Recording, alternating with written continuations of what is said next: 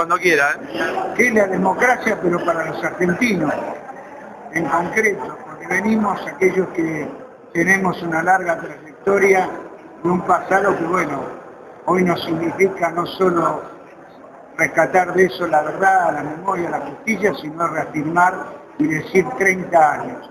Esto es un orgullo que además lo alcanzamos porque el conjunto del pueblo argentino ha sabido llevar adelante con sus luchas y su resistencia el logro de una democracia.